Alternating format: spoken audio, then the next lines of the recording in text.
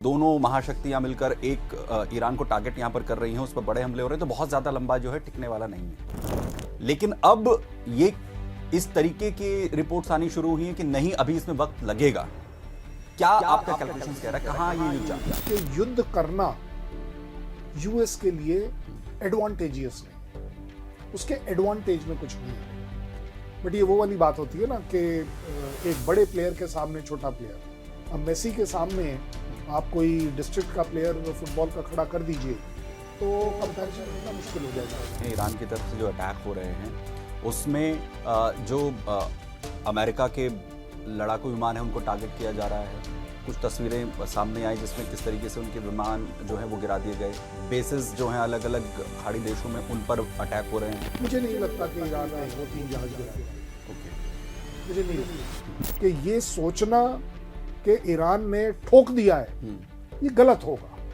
लेकिन Iran, US और Israel को उन्होंने ठोक दिया। तो क्या इजराइल पर डैमेज हुआ है? इजराइल पे हैवी डैमेज हुआ। इसमें भारत का जो रोल है वो कितना इंपॉर्टेंट है इस सिनेरियो में, और भारत ने इसे कैसे कंट्रोल किया? हर रोल स्पेसिफाई नहीं किया जाता, हर बात बोली नहीं जाती।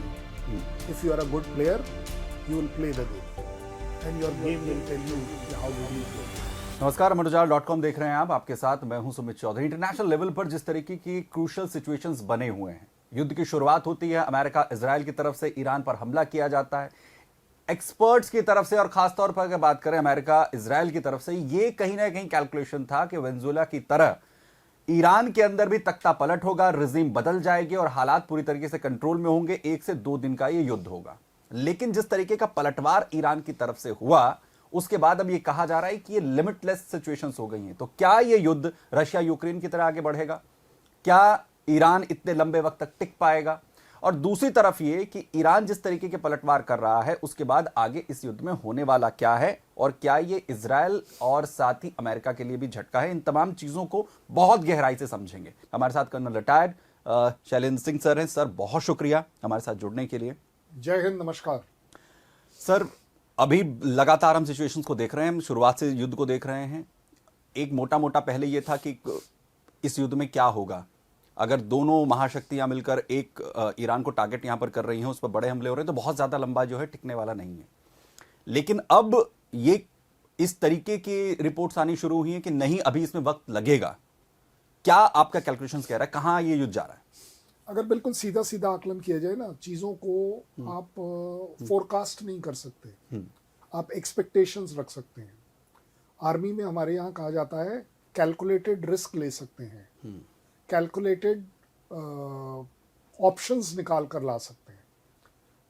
आई एम वेरी श्योर हम अकेले नहीं हैं, इवन यूएस में भी इस तरह की बात ज़रूरी होगी। Israel is Pandit on this, उनसे बड़ा महापंडित लड़ाई का और कौन हो सकता है? बिल्कुल।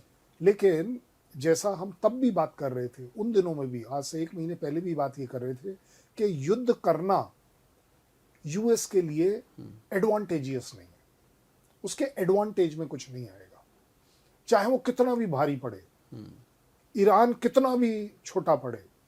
बट ये वो वाली बात होती है ना कि एक बड़े प्लेयर के सामने छोटा प्लेयर। अब मेसी के सामने आप कोई डिस्ट्रिक्ट का प्लेयर फुटबॉल का खड़ा कर दीजिए तो कंपैरिजन करना मुश्किल हो जाएगा। लेकिन एक बात बताऊं, जो छोटा प्लेयर है उसको कोई प्रॉब्लम नहीं होने वाली। He is going to gain. अगर कोई लूज करेगा तो मेसी लूज करेगा, बड़ा प्लेयर यूज करेगा। और स्पेशली मिलिट्री टर्म्स में नाक आपकी अटकती है। दुनिया में सभी कंट्रीज, और हमारा तब भी आंकलन ये था कि यूएस को इस युद्ध करने से कहीं कोई फायदा नहीं होगा, सिवाय इसके कि वो जिस तरीके से दिखा रहा है ट्रंप अपने आप को कि वेनेजुएला कर दूंगा, ये कर दूंगा, वो कर दूंगा। हमने तब भी कहा था वेनेजुएला और ईरान कंपैरिजन में है ही नहीं किसी भी पॉइंट ऑफ व्यू से। लेकिन हमारा तब भी ये कहना था कि वेनेजुएला के ऊपर दुनिया नहीं बोली तो कहीं ऐसा ना हो जाए कि ईरान पर भी दुनिया ना बोले। और जब दुनिया ना बोलने का मतलब था तो मुझे एक्चुअली दुनिया ईरान की सिर्फ और सिर्फ मुस्लिम ब्लॉक की बात कर रहा हूँ, बाकियों की ब्लॉक नहीं कर रहा। क्योंकि मुस्लिम ब्रदरहुड बोलेगा, कुछ करेगा, ये एक्सपेक्ट किया जा रहा था कि इंस्पाइट ऑफ शिया सुन्नी लड़ाई, उसके बावजूद वो शायद खड़ा हो। सो अब मोटे तौर पर निकल कर क्या आ रहा है निकल कर ये आ रहा है, 1 से 2 दिन का युद्ध कभी ना हो सकता था, ना होगा, ना होने वाला है। ये जब हम 1 से 2 दिन बोलते हैं तो इसका मतलब होता है शॉर्ट, छोटा युद्ध होगा। और छोटा युद्ध उसे कहते हैं जहां पर एस्केलेशन किसी के कंट्रोल में हो, अगर आप तगड़े हैं। और उसका जीता जागता उदाहरण मैं आपको देता हूं, जब हमने बड़े प्राउडफुली कहा था युद्ध में घुसना आसान होता है, उससे निकलना आसान नहीं। आपकी काबिलियत होती है। आसान नहीं होता है, उसमें काबिलियत इन्वॉल्व हो जाती है। और उसका बिल्कुल निष्पक्ष होकर आपको एग्जांपल देता हूं, ऑपरेशन सिंदूर। ऑपरेशन सिंदूर में हम घुसे थे, एस्केलेशन हमारे कंट्रोल में था, हमें मालूम था हमने क्या करना है क्या नहीं करना। हमने उन 9 टारगेट्स को स्ट्राइक किया, उनको बता दिया हमारी तरफ से कहानी खत्म है, हम इसको इससे आगे कुछ नहीं करना चाहते। उन्होंने डिसाइड किया और उन्होंने अगले दिन कुछ किया, हमने उसके बदले में कुछ और कर दिया। और जब देखा कि वो अभी और करने के मूड में है और वो हमारे सिविल टारगेट्स, स्वर्ण मंदिर की तरफ उनकी मिसाइल जा रही हैं, दिल्ली की तरफ मिसाइल डालने की वो कोशिश कर रहे हैं, सोच रहे हैं, तो हमने एक डिसाइसिव स्टेप लिया कि ये एडवांटेज है कि हम उसके उन जगहों पर करें जहां से उसको एक और मैसेज मिले कि अब लड़ाई हमारी 10, 20, 50, 100, 200 किलोमीटर की नहीं है, हमारी पहुंच 400 किलोमीटर तक है। 317 किलोमीटर का वर्ल्ड रिकॉर्ड बनाती है हमारी ब्रह्मोस, जो जाके वहां पर स्ट्राइक करी। लेकिन एस्केलेशन हमारे कंट्रोल में था, हमने उसे एस्केलेट नहीं होने दिया। अब उसमें ट्रंप आए या कौन आया वो बड़ा माइनर पार्ट है। अगर हम चाहते तो उसको एस्केलेट कर सकते थे। और एक एस्केलेशन का मैं आपको और एग्जांपल देता हूं। अगर आपको याद हो, उस शाम को 10 तारीख की शाम को 4 या 5 बजे न्यूज़ थी कि जी दोनों डीजीएमओ ने डिसाइड कर लिया। रात के 9 बजे तक ड्रोन्स आ रहे थे बिल्कुल पाकिस्तान से, और even chief minister Farooq Abdullah उसको फोटोग्राफ कर करके रहे थे। ट्वीट कर रहे थे। मैं जम्मू कश्मीर में था, खुद देख रहा था। अगर आप खुद देख रहे थे तो अब आप बता दीजिए, 4 बजे की सो कॉल्ड सीज फायर रात के 10 बजे तक 10 बजे नहीं, तक। इसको बोलते हैं एस्केलेशन कंट्रोल। कि ठीक है वो मार रहा है, लेकिन इस पे वो हमें उस जगह नहीं मार रहा है जहां हमारे ऊपर असर पड़े या नुकसान हो, इसलिए हमने उसको टॉलरेंस में लिया। यूएस ईरान युद्ध में बिल्कुल आपका आकलन, दुनिया का आकलन सही होगा, यूएस से बड़ी शक्ति कोई नहीं as compare to Iran. US से बड़ी शक्ति कौन हो सकती है? न्यूक्लियर वाले में रशिया, उसके बाद नंबर ज्यादा है। तो ये जो कंपैरिजंस करते हैं ना, शक्ति महाशक्ति, ये किसी के कंपैरिजन में करें तो ठीक रहेगा। सो मुझे लगता है कि कंपैरिजन कोई नहीं है, डाटा कंपैरिजन। वहां से मेरी बात आती है कि सुमित जी, आप अगर ईरान हो और आप मेरे सामने कमजोर हो, उस कमजोरी में तो आपकी ताकत हो रहेगी ना, क्योंकि मरे हुए तो नहीं हो ना। एक मरा हुआ जब इंसान होगा या मरी हुई कंट्री होगी, वो तो नहीं उठ पाएगी। आप कमजोर हो, कमजोर तो वियतनाम भी था, बिल्कुल कमजोर तो अफगानिस्तान भी था, कुछ भी कह लीजिए, कमजोर तो इराक भी था। किसने क्या ले लिया, किसने क्या दे दिया, वो एक अलग बात है। तीनों अलग अलग एग्जाम्पल है, और चौथा ईरान बन रहा है। सो मुझे लगता है कि जहां कैलकुलेशंस गलत गई हैं, वो सिर्फ एस्केलेशन लेडर को कंट्रोल करने की, कि क्या ये लड़ाई शुरू होने के बाद एस्केलेशन आप कहीं ना कहीं कंट्रोल कर पाएंगे या नहीं, और उसमें गलती कहाँ है। आपने खमेनी हटाने थे, आपने हटा दिए। क्या आप एस्केलेशन यहां रोक रहे थे? आपने नहीं रोका। आपको लगा हम दुनिया जीत गए, ईरान जीत लिया हमने।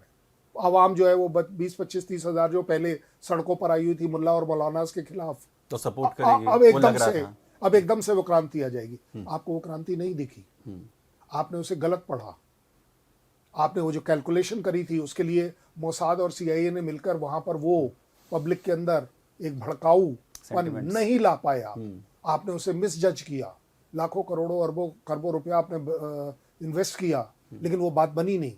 चलिए, हो सकता है उस इंडिकेटर को आपने शायद नाअंदाज कर दिया। आपने बोला चलो बाकी लीडर भी मारो, आपने 40, 50, 60 टॉप हायरार्की मार दी। आपको लगा अब आईआरजीसी बिखर जाएगी, अब जो है वो सारा का सारा मामला खत्म हो जाए, कमांड एंड कंट्रोल नहीं है। ईरान ने क्या किया?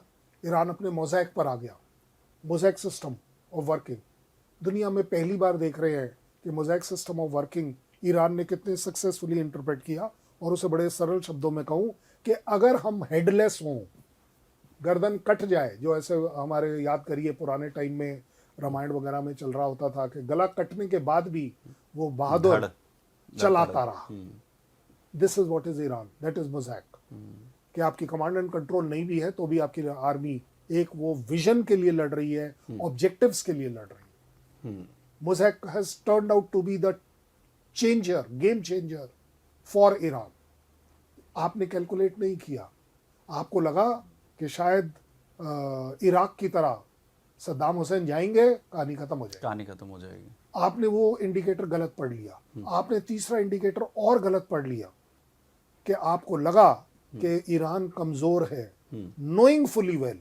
मैं ऐसा नहीं कहूंगा कि यूएस और इजराइल बेवकूफ कंट्री है, उन्हें मालूम था, और अगर इतने नादान वो हो भी नहीं सकते कि उनके पास मिसाइल हैं या नहीं है। मिसाइल्स के लिए ईरान वर्ल्ड फेमस है। उनके पास स्टेट ऑफ आर्ट ड्रोन्स हैं या नहीं है। आप गलतफहमी में कैसे पड़ गए कि उनके पास 2, 4, 6, 10, 20, 50 हजार ड्रोन हैं, उनके पास लाख से ज्यादा ड्रोन है। ये आपकी कैलकुलेशन कहती है, ये यूएस की कैलकुलेशन कहती है जनवरी 2025 की, कि ईरान के पास तकरीबन 3 से 4 हजार मिसाइल हैं। उस समय से लेकर अब तक के बीच में कुछ और बनी होंगी, 5 से 7 हजार हैं। आपने गलत पढ़ा उसको कि नहीं ये वाली मिसाइल। ये जो कैलकुलेशन है ये ज्यादा खराब क्या इसलिए भी क्योंकि अभी हम जो रिपोर्ट्स देख रहे हैं ईरान की तरफ से जो अटैक हो रहे हैं उसमें जो अमेरिका के लड़ाकू विमान है उनको टारगेट किया जा रहा है। कुछ तस्वीरें सामने आई जिसमें किस तरीके से उनके विमान जो है वो गिरा दिए गए। बेसिस जो हैं अलग अलग खाड़ी देशों में उन पर अटैक हो रहे हैं। और अभी हाल ही में जिस तरीके की खबर सामने भी है, हालांकि अमेरिका ने उसको जो है कंडेम किया कि जो अब्राहम लिंकन उनका युद्ध पोत है उस पर भी ईरान ने जो है वो अटैक कर दिया। ये जो सुपरमेसी दिख रही है ये क्या ये भी एक जो गलत इंटरप्रिटेशन हुआ क्या उसका ये पार्ट है, या पता था कि इतना भी इस लेवल तक भी एग्रेशन हो सकता है? नहीं, मैं अगर कोई साइड्स ना लें, क्योंकि आपके हमारे को फायदा ही है कि हम उस लड़ाई में इन्वॉल्व नहीं है। हमें ईरान की भी साइड लेने की जरूरत नहीं है, यूएस की भी साइड नहीं जरूरत, हमारे दोनों तरफ इंटरेस्ट है। इसलिए शायद हम एक अच्छा निष्पक्ष आकलन कर सकते हैं। मुझे नहीं लगता कि ईरान ने वो 3 जहाज गिराए थे। ओके, मुझे नहीं लगता। It is very genuinely. क्यों? इसका रीजन दे रहा हूँ। कुवैत ने तो क्लेम किया। द ऑफिशियल स्टेटमेंट दोनों तरफ से जब आ जाती है तो उसको मान लेना चाहिए। ठीक है। यूएस बोलता है फ्रेंडली फायर में मैं मारा गया, कुवैत का ऑफिशियल बोलता है हमारे weapon, air defence weapon system ने उसे मार गिराया। इसलिए 1 मिनट के लिए ये क्रेडिट मैं ईरान को नहीं दूंगा। ईरान कैन टेक क्रेडिट, लेकिन मैं नहीं दूंगा आकलन के तौर पर। सीधी सीधी बात है। अब आती है बात कि किसने किसको क्या डैमेज पहुंचाया या नहीं पहुंचाया। अभी तक ऐसा कहीं कोई डैमेज नजर नहीं आ रहा जो सोचे से बियॉन्ड हो। जो सोच जहां तक जाती है फौज की कि उससे बढ़ चढ़कर हो। जैसा कि एग्जांपल दे देता हूं, खमैनी को यूएस मार पाएगा ये कुछ बढ़ चढ़ के हुआ। फर्स्ट स्ट्राइक में मार पाएगा, पहली स्ट्राइक में मार दिया। मैं ये बात करने की कोशिश। उनके पास मोसाद के थ्रू, इजराइल के थ्रू पिन पॉइंट एक्यूरेसी होती है, स्ट्राइकिंग कैपेबिलिटी होती है, इंटेलिजेंस सुपर नेटवर्क उनका होता है, सब कुछ मैं ग्रांट करता हूं। इतने सालों से ऐसा नहीं है कि खमैनी को मारने का प्लान कभी भी नहीं था, बट एक बार फर्स्ट स्ट्राइक में ये ईरान से कुछ ऊपर बात हो गई। अब इसी तरह जो ईरान कर रहा है, ईरान अपनी उस कमजोरी में जो ताकत दिखा रहा है उसकी ताकत इसकी है कि मैं अब्राहम लिंकन के पीछे पड़ा हुआ हूं, क्योंकि जितनी बार मैं उसकी तरफ स्ट्राइक करूंगा मेरा उस तक पहुंचना सेकेंडरी है।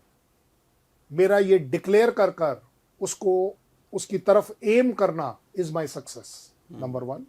नंबर 2, अब तो ऑफिशियली यूएस ने भी कह दिया कि हाँ भाई वो सामने आ गए थे, आमना सामना हो गया था किसी एक जगह पर। बिल्कुल ठीक है ना, दे कुड कम क्लोज।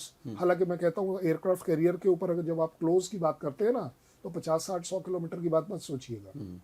उनका क्लोज भी बहुत बड़ा होता है। ओके, हाँ। अच्छा, अबव ऑल क्या आया होगा उनके सामने? कोई वॉरशिप आ नहीं सकता। क्यों? क्योंकि वॉरशिप आएगा तो इमीडिएटली डिटेक्ट हो जाएगा। डिटेक्ट होते ही वो 200, 300, 500, 700 किलोमीटर पे डाउन हो जाएगा। इसके ऊपर जो जहाज हैं ये इसको उस तक आने नहीं देंगे। उसके द्वारा कोई भी चीज़ फायर करी जाएगी, वो एयर डिफेंस उसको इंटरसेप्ट कर लेगी। सो इसलिए कोई बड़ा शिप नहीं आया। अगर एक बड़ा अच्छा आकलन करें कि इतने क्लोज अगर कोई आया है तो कौन आ सकता है, it can only be a attack fast boat. क्योंकि अटैक फास्ट बोट का एडवांटेज ये है कि जो लहरें इतनी ऊंची चल रही होती हैं वो उन लहरों के अंदर होकर आता है, उन लहरों के साथ आता है, इसलिए उसको डिटेक्ट नहीं कर पाते। मैं आपको एक एक बारीकी सिर्फ इसलिए बताने की कोशिश कर रहा हूं कि ये सोचना कि ईरान ने ठोक दिया है ये गलत होगा।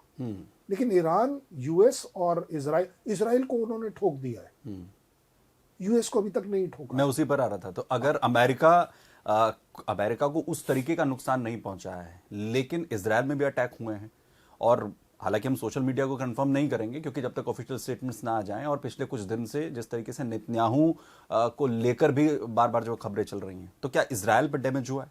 इजराइल पे हैवी डैमेज हुआ। जो लोग वहां से आ रहे हैं, एटलीस्ट कम से कम वो जब इंटरेक्ट कर रहे हैं हम लोगों के साथ, उन्हें सर सड़कों पे लाशें पड़ी हुई हैं। फोटोग्राफी अलाउड नहीं है। आपका कोई मीडिया पर्सन वो सिर्फ वही चीज दे सकता है जो वो आपको हैंड ओवर करी जा रही है।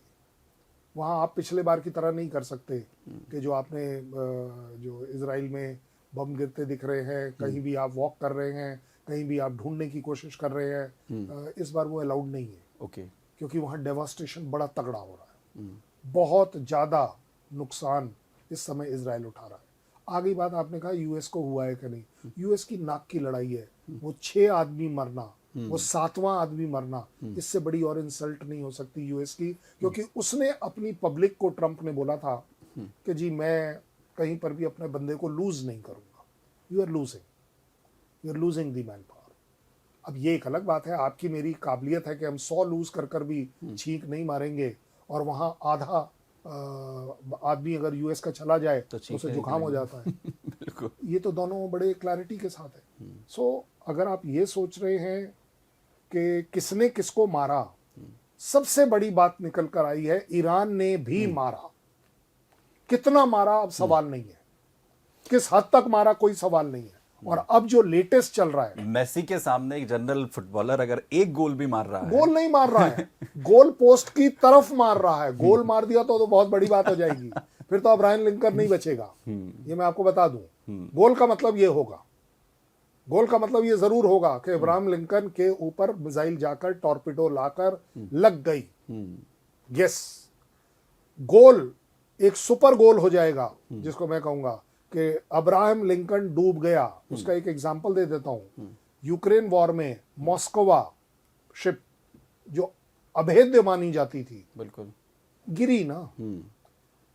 देखिए, आपका ये जहाज, एयरक्राफ्ट कैरियर दुनिया का पावरफुल है, एक सिटी है, एक पूरी आर्मी की आर्मी है। इसका मतलब क्या है? एक बड़ी आर्मी है। जितनी बड़ी आर्मी, क्या उतना बड़ा टारगेट है या नहीं है? टारगेट भी तो उतना बड़ा हो गया ना। टारगेट का साइज आपको आना पड़ गया ना, उसके लिए आपको अब्राहम लिंकन को लगाना पड़ गया, और एक कम पड़ गया। आपको 2 लगाने पड़ गए। अब आपको 2 भी कम पड़ गए। अब आपने वो फोर्ड को भी, जॉर्ज वाले को, उसको भी बुलाना शुरू कर दिया। आपको 3 कम पड़ गए। आपने फ्रांस वाले को बोला अपना वाला भी ले आओ जी। बिल्कुल 4 एयरक्राफ्ट कैरियर, और आप ईरान से काबू नहीं पा रहे। सर, ईरान की स्ट्रैटेजी क्या है इसमें? क्योंकि एक तरफ अमेरिका, इजराइल अगर लड़ रहे हैं, तो ईरान ने भी स्ट्रैटेजी बनाई है। उसको पता है कि वो इतनी ताकतवर के सामने आकर कितने वक्त तक जो है लड़ सकता है। मौजदबा बार बार ये कह रहे हैं कि अब बदला लिया जाएगा और जो दुश्मन है उनको मिटा देंगे। स्ट्रैटेजी क्या लेकर चल रहा है? ईरान के पास सिर्फ एक स्ट्रैटेजी ऑप्शन है, और वो ऑप्शन है कि दुनिया उसके फेवर में आए, क्योंकि दुनिया तंग हो जाए। हॉर्मूज बंद करते ही दुनिया तंग हो जाए। अगर मिडिल ईस्ट की कंट्रीज के ऊपर यूएस बेस पर अटैक होता है तो वो कंट्रीज तंग आ जाए। और तंग किस वजह से आ जाए कि यूएस, तुम तो हमें सिक्योरिटी देने आए थे, तभी तो तुम्हारा बेस यहाँ था ना। वो सिक्योरिटी कहाँ गई? ईरान की सबसे बड़ी स्ट्रैटेजी ये है कि यूएस एक्सपोज हो गया पूरी दुनिया में कि ये आपको प्रोटेक्ट नहीं कर सकता। आप पैट्रियट लगा दीजिए, थार्ड लगा दीजिए, पार्ड लगा दीजिए, आयरन डोम लगा दीजिए, मेरे को जो नंबर आप बोले, नाम बोले, मैं बोल दूंगा। लेकिन बॉटम लाइन आ रही है, स्ट्राइक तो हो रही हैं, सक्सेसफुली हो रही हैं। ईरान की स्ट्रेटजी सिर्फ और सिर्फ है कि अगर वर्ल्ड इकॉनमी अफेक्ट होती है तो पूरा वर्ल्ड अफेक्टेड होता है, और उसको वो एक्सपेक्ट कर रहा था कि ये जल्दी हो जाएगा जिस स्पीड पर चल रहा है, क्योंकि इसीलिए अभी तक उसने हॉर्मूज फिजिकली बंद नहीं करी है, उसको अभी तक माइन नहीं किया है। एडवर्टीजमेंट कुछ भी चला लीजिए, प्रोपोगंडा, यूएस कुछ भी बोल ले, बट अपने आप में अगर भारत की 2 शिप निकल कर आई हैं तो ऐसा तो है नहीं कि माइंस को बोला गया थोड़ी सी जगह साइड में देना फिर चल पड़ेगी। माइंस लग गई तो लग गई, उसके बाद फिर आप ढूंढते रहिए। Then it's a very long drawn battle, ये उसे पता है। किसी भी तरह से उसको ये भी पता है कि अगर वो हॉर्मूज को बंद कर सकता है तो यूएस उसको बहुत तेजी से खोल सकता है। क्यों? क्योंकि उसके पास एक राइट आ जाएगा। देखिए, मैं दुनिया के लिए कर रहा हूं। तो ये जो लड़ाई है, ईरान की जो सबसे बड़ी ताकत आई है वो ये आई है कि उसका जो पब्लिक ने गिव अप नहीं किया है, वो एक बहुत बड़ी बात है। उसकी आईआरजीसी ने रिवोल्ट नहीं किया है, इट्स अ बिग सक्सेस। उसकी जो आर्मी है, ट्रेडिशनल आर्मी, उसने अभी तक कुछ नहीं किया है। पुलिस अनकंट्रोल्ड नहीं हुई है। ये सारी चीजें मिलकर दिखाता है कि जो भी स्ट्रैटेजी यूएस ने सोची थी वो सारी की सारी नाकाम हो रही हैं, सिवाय इसके कि आपने उसकी आर्मी को डिग्रेड कर दिया, आपने उसकी एयरफोर्स को एलिमिनेट कर दिया। लेकिन इस डिग्रेड और एलिमिनेशन के बावजूद, इसके बावजूद Iran is able to strike. Iran का जज्बा बोल रहा है, वेपन सिस्टम तो उसके बोलेंगे क्योंकि अब आप देखेंगे कि उसके वो वेपन सिस्टम्स निकल कर आएंगे जो उसने अभी तक डिक्लेयर नहीं करें। बिल्कुल, यानी अभी उसका इंतजार है। सर, अब इन सिचुएशंस में सबसे पूरी दुनिया जो है वो एक क्राइसिस से में नजर आती है। आपने कहा कि हॉर्मूज बंद नहीं हुआ है, लेकिन उसके बावजूद किस तरीके की जो है हलचल है पूरी दुनिया के अंदर। लेकिन भारत के लिए बड़ी डाइसी सिचुएशंस थी, ये कहा गया कि भारत के लिए बहुत मुश्किल था, क्योंकि दोनों ही हमारे लिए बहुत इंपॉर्टेंट है, चाहे ईरान की बात कर लें, इजराइल अमेरिका को हम बात कर लें। इसमें भारत का जो रोल है वो कितना इंपॉर्टेंट है इस सिनेरियो में, और भारत ने इसे कैसे कंट्रोल किया है? एज अ डिप्लोमेसी स्टूडेंट मैं आपको सिर्फ ये बोल सकता हूं, हर रोल स्पेसिफाई नहीं किया जाता, हर बात बोली नहीं जाती। If you are a good player you will play the game and your game will tell you कि how did you play। जरूरी नहीं है कि मुझे ये बोलना पड़े कि ईरान के खमेनी को मारना सही है या गलत है। जरूरी नहीं है ये कहना कि ईरान ने जिस तरह की टेररिज्म को सपोर्ट दिया है, हूती, हमास, हिजबुल्लाह को, और दुनिया में जो मानी जाती है कि वो ईरान ने गलत किया है, ये बोलना जरूरी नहीं है। इसके खिलाफ आप क्या कर रहे हैं वो ज्यादा जरूरी है। सो मुझे लगता है इंडिया ने बड़ा रिस्पॉन्सिबली इस बार स्टैंड लिया है कि you are becoming a player. आप गेम खेल रहे हो। आपके इस समय 20 से 22 जहाज दूसरी साइड अटके हुए हैं जिनको आपको अपने साइड लाना है। आपके अपनी साइड से भी जो दूसरे पार जाने हैं बाकी सामान लाने के लिए। आकलन इसलिए भी मुश्किल है सर, क्योंकि यूएनएससी में भी अगर प्रस्ताव लाया जाता है तो उसमें भी ईरान की तरफ से जो अटैक हुए खाड़ी देशों में, उस पर भी भारत ने जो है विरोध में अपना जो है वहां पर वर्जन रखा। इसको बैलेंस करना तो फिर बहुत मुश्किल नजर आता है। वेस्ट बैंक में इजराइल के खिलाफ भी तो हमने क्रिटिसिज्म किया है, जरूरत पड़ने पे करा है, but these are limited. That doesn't mean कि हमने इजराइल को नकारा कर दिया है, उसके खिलाफ चले गए हम। उसकी एक पर्टिकुलर पॉलिसी के ऊपर हमने वोट किया है कि नहीं है। Same goes for Iran. मुझे आप एक बात बताइए, इस समय आपकी समझदारी क्या कहती है एज अ आम आदमी? पॉलिटिक्स छोड़ देंगे 2 मिनट के लिए, हमारी जो इंटरनल कंट्री में पॉलिटिक्स चल रही है उसको छोड़ दीजिए। आप पॉलिटिकली इस समय सबसे ज्यादा एक्टिव हैं बोलने के लिए कि एलपीजी नहीं मिल रही है। 4 जहाज आने के बाद क्या आपको उम्मीद नहीं बनती कि ये प्रॉब्लम ठीक हो जाएगी? और अगर ये उम्मीद एक सेकंड के लिए आप गलत शब्दों में बोलूं कि आपका कहना है कि आप झुक गए, तो मैं आपको बता दूं डिप्लोमेसी में कोई झुकता नहीं है। आपकी रीढ़ की हड्डी में फ्लेक्सिबिलिटी आनी चाहिए, तब आप दुनिया में खड़े होंगे। और फ्लेक्सिबिलिटी क्यों चाहिए? कि हवा के थपेड़े, पानी के थपेड़े जब आपको लगें तो आप टूटे ना, गिरे ना, आप उसे सह जाएं, थोड़ा पीछे तक जाएं, फिर सामने आए। I think India is now a days doing that. हम आजकल नॉन अलाइंड मूवमेंट पर विश्वास नहीं कर रहे हैं। बोलने की जरूरत नहीं है, लेकिन हम नहीं कर रहे हैं। हम सेलेक्टिव अलाइनमेंट अपनी नीड्स के हिसाब से अपने आप को मॉडिफाई कर रहे हैं। अगर मेरी जरूरत है किसी एक पर्टिकुलर कंट्री के साथ, चाइना ही ले लीजिए, कि अगर चाइना के साथ जरूरत है कि मुझे उसे लेह लद्दाख में थप्पड़ मारना है तो मैंने मार दिया, लेकिन इसका मतलब ये नहीं है कि मेरा जो अरबों खरबों का ट्रेड उसके साथ जिस पर मैं डिपेंडेंट हूं तो मैं उसको बेवकूफ़ी से रोक दूं। वो भी अपने आप में बहुत बड़ी समझदारी नहीं है। Same goes for Iran. अगर मैं आज ईरान को क्रिटिसाइज कर लूं जी। और हॉर्मुज में वो 2 जहाज ना आए, 20 जहाज ना आए, तकलीफ किसकी बढ़ने वाली? यूएस आके थोड़ी ना मेरे को भेजेगा।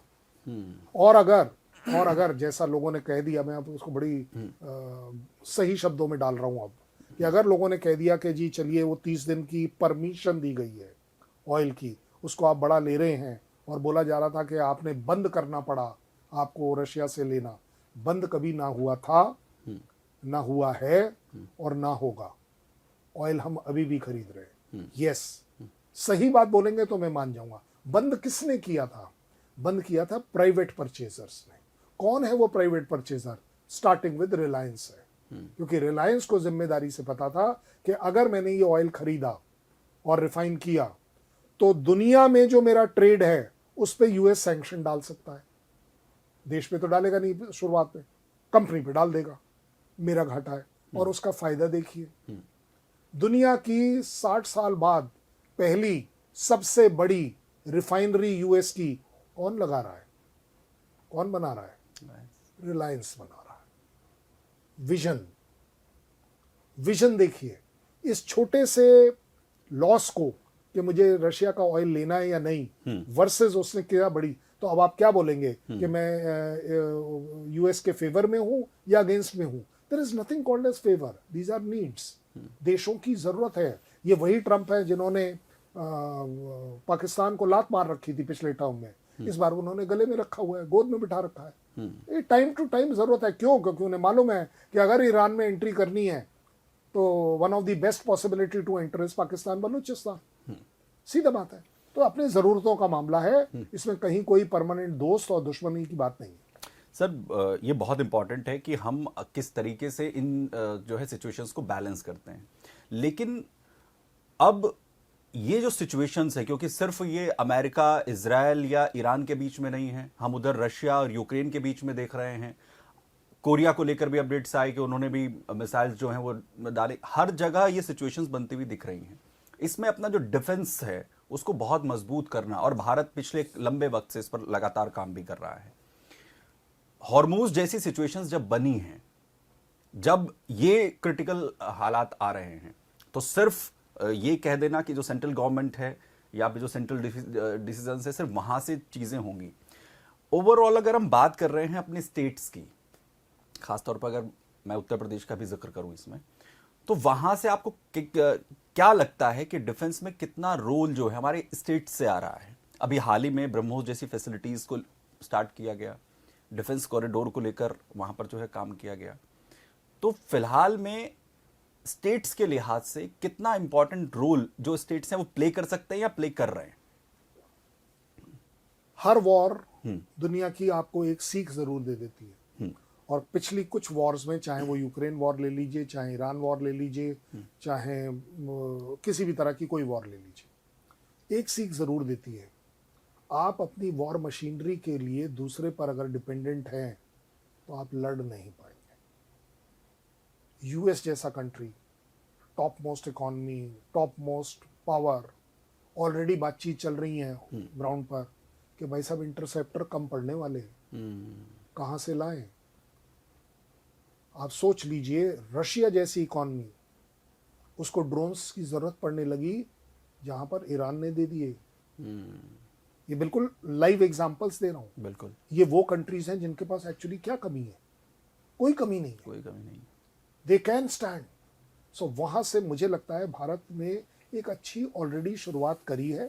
थोड़ी स्लो है, मैं मानता हूं, और हर चीज जब शुरुआत में करी जाती है तो वो स्लो ही होती है।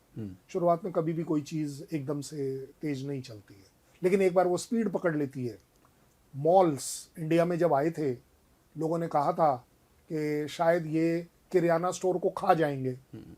किराना स्टोर को नहीं खाए, किरियाना स्टोर ने कई सारे मॉल खा लिए। आपकी अपनी सिटी में एक एग्जांपल ऑलरेडी एग्जिस्ट कर रहा है, बिल्कुल नोएडा में। ऐसा नहीं है कि नहीं है। सो सबसे बड़ी बात यह है कि जहां पर कंट्री ये डिसाइड कर ले कि अब मुझे ये अपने बलबूते पर करना है, वहां पर रोल निकल कर आता है स्टेट्स का। कौन स्टेट क्या कर सकता है? बेंगलोर इतना अच्छा काम क्यों कर पा रहा है इतने सालों से? HAL, BEL, BHEL, ये सब उसी साइड में क्यों है? नोएडा में क्यों नहीं है? नोएडा अभी सडनली अच्छा क्यों करने लगा है? क्योंकि सैमसंग की चिप यहां बनने लगी, वीवो की फैक्ट्री यहां आ गई, वगैरह वगैरह। That means it is becoming a kind of hub for mobiles. आप कहीं कोई स्टेट ले लीजिए जिनको आज से पहले हम देखते थे कि यार, जैसे हमारे यहाँ कहा जाता है ना कि south Indians are more polished या पढ़े लिखे होते हैं। क्यों होते हैं? क्योंकि वहां का इंफ्रास्ट्रक्चर बढ़ गया। इंफ्रास्ट्रक्चर कैसे बढ़ गया? क्योंकि वहां कुछ इंडस्ट्रियल प्रोजेक्ट्स ऐसे आए, उन्होंने उसको बढ़ा दिया। उसकी वजह से क्या हुआ? वहां के लोगों को पढ़ना पड़ा, क्योंकि उनको जॉब्स आसानी से मिलने लगे। बिल्कुल। यूपी ने एक ये यूनिक चीज करी है जो मुझे लगता है आज से पहले किसी सीएम ने नहीं करी, या अपने यूपी के बारे में। आप वर्ल्ड और इंडिया के बारे में तो तभी सोचेंगे ना जब यूपी ऊपर आएगा। And I think that is where ये जो डिफेंस कॉरिडोर बनाया गया, सोचा गया कि 6 नोड्स होंगे, मतलब हजारों एकड़ के हिसाब से एक एक नोड में आपने जमीन अलॉट कर रखी है कि उनमें से डिफेंस रिलेटेड क्यों? सोचिएगा, यूएस की 80% जो इकॉनमी का कंट्रीब्यूटर है वो डिफेंस सेक्टर है। उसके जहाज बेचता है, उसका एमुनेशन बेचता है, उसका सब कुछ। ये एक वो इंडस्ट्री है जो हमेशा आपको बढ़ चढ़ कर देगी। आप ऑलरेडी धीरे धीरे रियलाइज कर रहे हैं इंडिया में। आई थिंक यूपी में गवर्नमेंट ने ये एक तरीके से विजुअलाइज कर लिया है, एक फोरकास्ट अपने लिए लगा लिया है कि चलिए इसके ऊपर काम करते हैं। और इसको उन्होंने बड़े साइंटिफिकली किया है कि एक्सप्रेस वे जो इंडस्ट्रियल अथॉरिटी है, कि मतलब ये सारी की सारी चीजें कहीं ना कहीं किसी एक्सप्रेस वे के दाएं बाएं आनी चाहिए। वाई? मोबिलिटी। वाई? क्योंकि उन्हें मालूम है कि आज नहीं तो कल डिफेंस सेक्टर ही एक बड़ा मेजर कंट्रीब्यूटर होगा इंडिया की इकोनॉमी में जब वो प्रोडक्शन स्टार्ट करेगा। आज भी अगर आप देखें तो अगर ब्रह्मोस की ही बात कर लें, अगर 4 ब्रह्मोस के ऑर्डर आपको कल मिल जाते हैं, मुझे लगता है उस पूरे के पूरे नोड का पैसा वसूल हो गया। आपको 30-40 हजार करोड़ का जो आपने सो कॉल्ड इन्वेस्टमेंट डाला है 2 मिनट में आपका वसूल हो गया। एक एक ऑर्डर पर आपका वसूल हो रहा है। छोड़ दीजिए उससे, जो एमुनेशन अडानी ने बनाया है, जो इंडिया को ये एमुनेशन देगा, मुझे नहीं लगता कि उसकी कॉस्ट उसको रिकवर करने में 1 साल लगेगा, उससे कम में लगेगा। जिस तरह की फैसिलिटीज यूपी गवर्नमेंट दे रही है, phenomenal. I know the chairman, वो मेरे रेजिमेंट ऑफिसर हैं, मेजर जनरल इंद्र मोहन लांबा, मेरे ही रेजिमेंट के। उससे पहले जब फर्स्ट वाले जो चेयरमैन बनाए गए थे, CEO, वो अपने एयर चीफ भदौरिया सर, हमने तब भी उनके साथ बैठकर ये बात करी थी कि उनका भी कहना था कि शैलेंद्र ये थोड़ा सा स्लो चल रहा है, अभी भी लोगों का वो इंटरेस्ट नहीं आया, क्योंकि तकरीबन 110-117 ऐसे ही मेन प्लॉट्स जिन्होंने लिए हैं, और उनमें से भी एक परसेंटेज है जो वापस कर रही है प्लॉट। दैट मीन्स उनको शायद लगता है कि ये फिजिबल नहीं है। होता क्या है कि आप अभी जो फोकस है वो एरोस्पेस पर है, उससे रिलेटेड इंडस्ट्री 9 इंडस्ट्री अभी तक वहां आई है टोटल मिलाकर, और अभी तक उन्होंने वो मार्क नहीं लगाया है। अब मार्क कब लगेगा? जब उनकी रिक्वायरमेंट छोटी छोटी उनके चारों तरफ बढ़नी शुरू होगी, तब आप देखेंगे फायदा क्या होगा। वहां फायदा होगा कि उसके काम करने की मैन पावर चाहिए, दैट मीन्स जॉब चाहिए। कम है और ज्यादा मत गिनिए, मेरे पास पॉपुलेशन इतनी ज्यादा है कि अगर मैं आपको बोल भी दूं 10,000 जॉब, तो आप बोलोगे अरे सर क्या बड़ी बात है। मैंने ये कैलकुलेट कर लांबा साहब को और भदौरिया सर को तब दिया था प्रेजेंटेशन कि सर इनके ऊपर टोटल मिलाकर 27,000 सिक्योरिटी गार्ड लगते हैं। मैंने तब कहा था कि सर ये मुझे दे दो, मतलब मेरे को, मतलब आर्मी को दे दो, कि हमारे जो रिटायर लोग होते हैं, ये जो हमारे अग्निवीर हैं, इनको दे दीजिए। 27,000 अपने आप में काफ़ी नहीं है, लेकिन जहाँ 27,000 आते हैं वहीं पर पढ़ाई लिखाई से रिलेटेड, छोटी इंडस्ट्री से रिलेटेड, ये सारी चीज़ें अगर आप देखें तो ये इस एरिया को आज आप लिखवा के रख लीजिए। आज से 20 साल पहले नोएडा, ग्रेटर नोएडा को कोई बहुत बड़ा नहीं मानता था। आज आप देखिए कौन सी ऐसी कंपनी है जो यहाँ नहीं आना चाहती। छोड़ दीजिए सारी बातें, गुड़गांव ले लीजिए। गुड़गांव में क्या था? गुड़गांव में सिर्फ मारुति थी, सिर्फ मारुति। कहां से कहां पहुंच गया।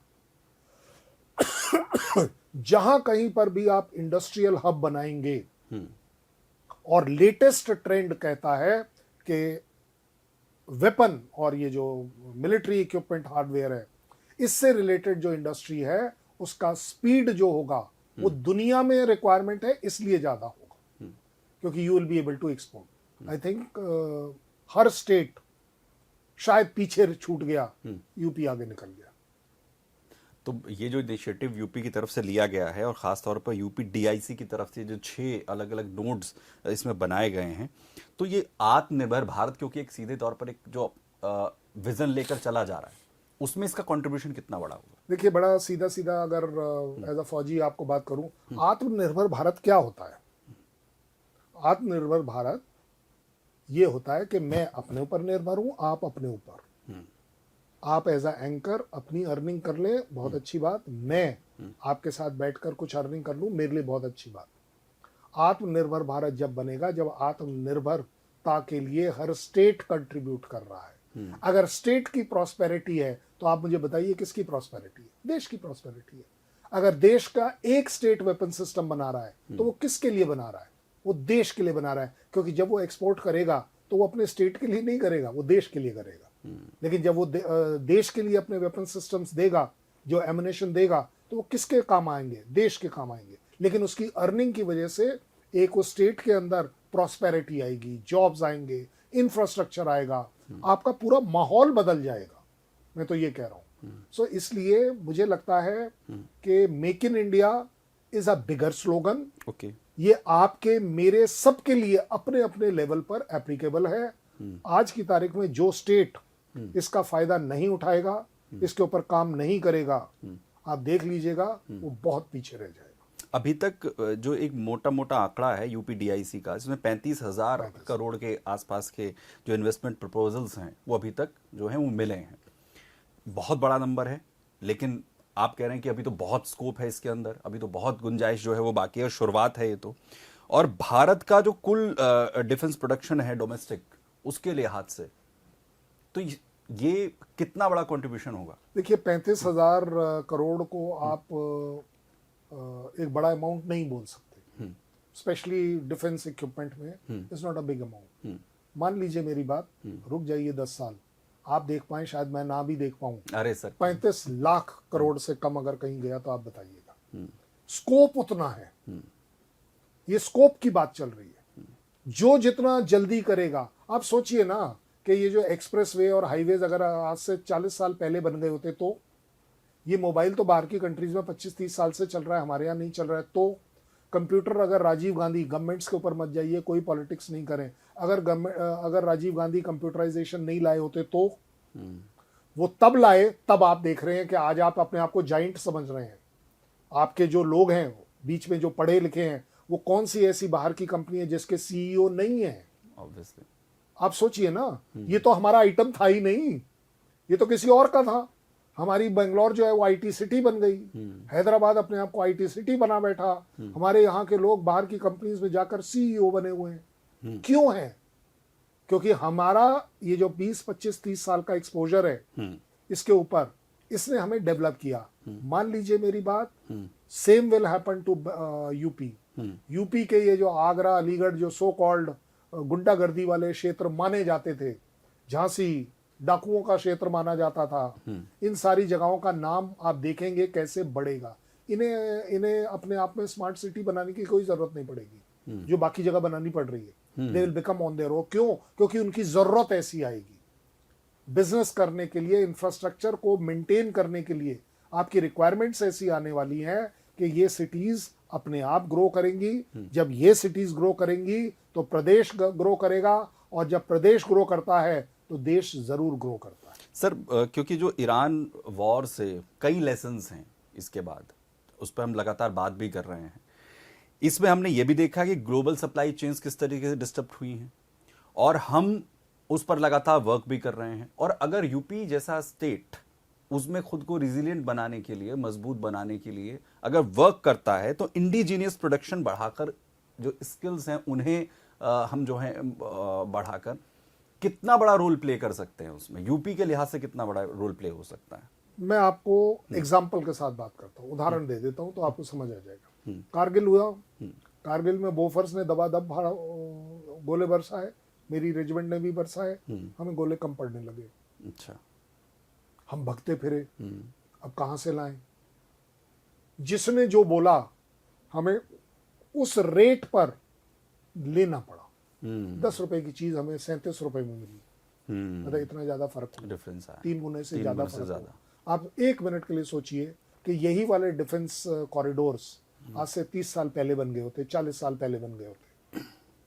आप सोचिए कितना बिजनेस हम अपने लिए ही करते। एक बात, हमारा एमिनेशन सिस्टम दुनिया में इसलिए बिकता है क्योंकि वो वॉर टेस्टेड है, लैब टेस्टेड नहीं है, वॉर टेस्टेड।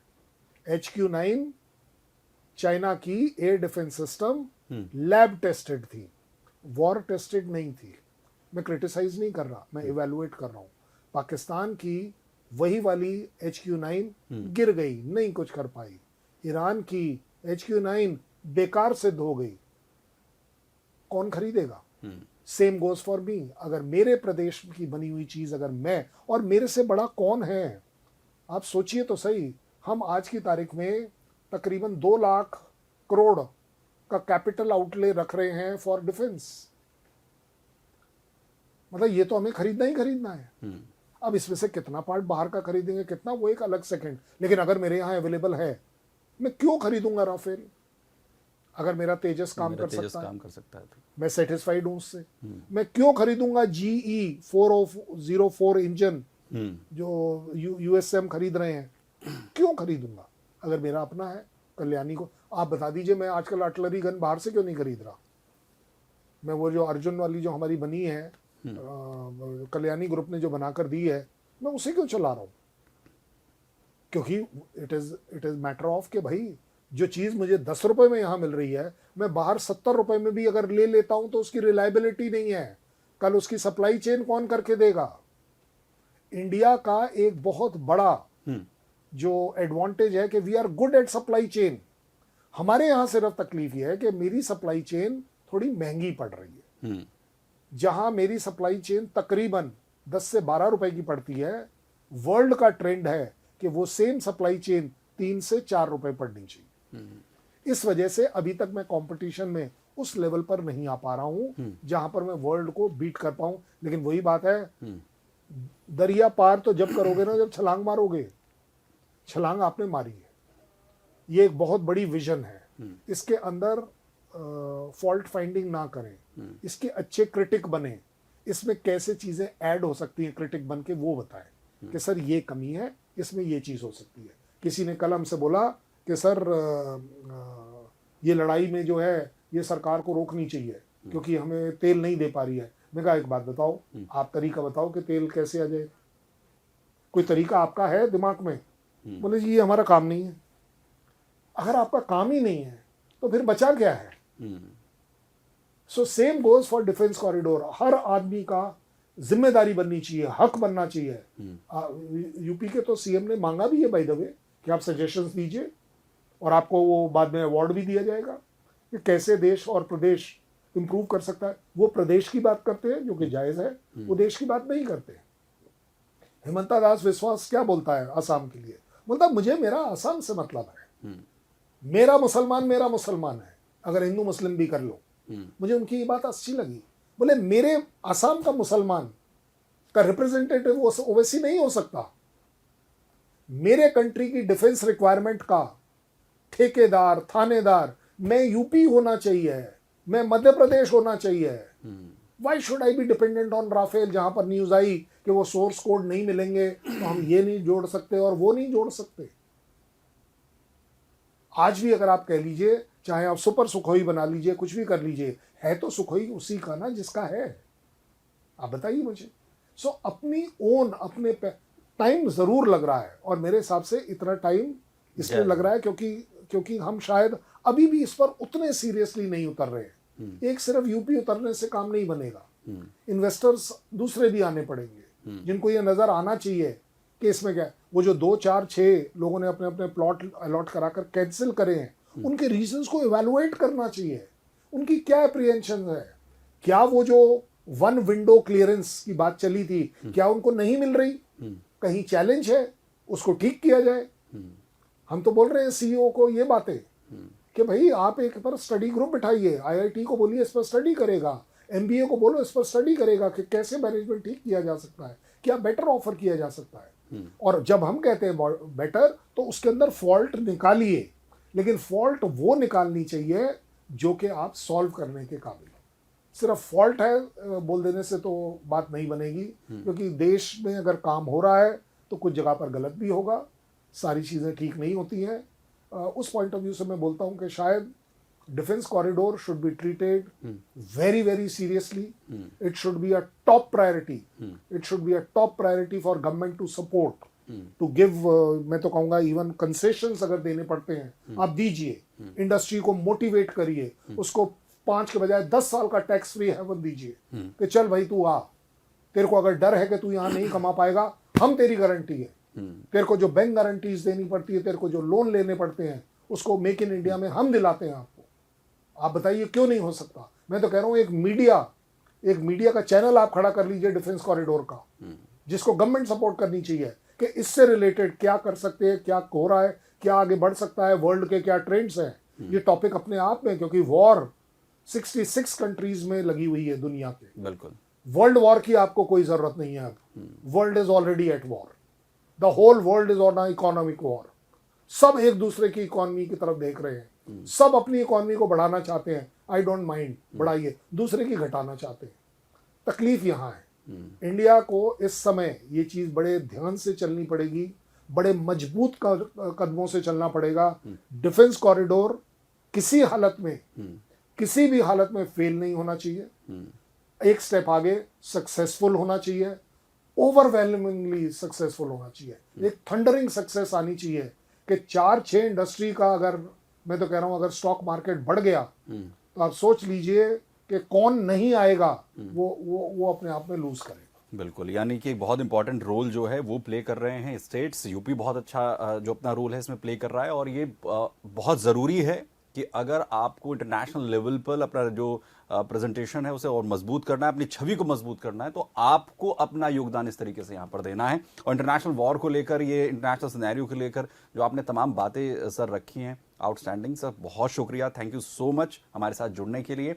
तो हमारी एक कोशिश थी आप तक वो तमाम महत्वपूर्ण चीजें पहुंचाने की कि आखिर कैसे अमेरिका, इजराइल, ईरान के जंग के बीच में भारत अपना स्टैंड लेते हुए इन मुश्किल हालात को बैलेंस कर रहा है, और साथ ही अगर भारत को मजबूत करना है तो डिफेंस को लेकर आखिर कैसे तमाम जो स्टेट्स हैं, मसलन उत्तर प्रदेश ने जिस तरीके का रोल प्ले किया है, वो आखिर कितना इंपॉर्टेंट है। सर शुक्रिया हमारे साथ जुड़ने के लिए, और आप सही बन रहिए अमर उजाला के साथ। बहुत धन्यवाद। आपके राज्य की खबरें, आपके शहर की खबरें सबसे पहले जानने के लिए देखते रहें अमर उजाला। चैनल को सब्सक्राइब जरूर कर लें और पाएं हर अपडेट।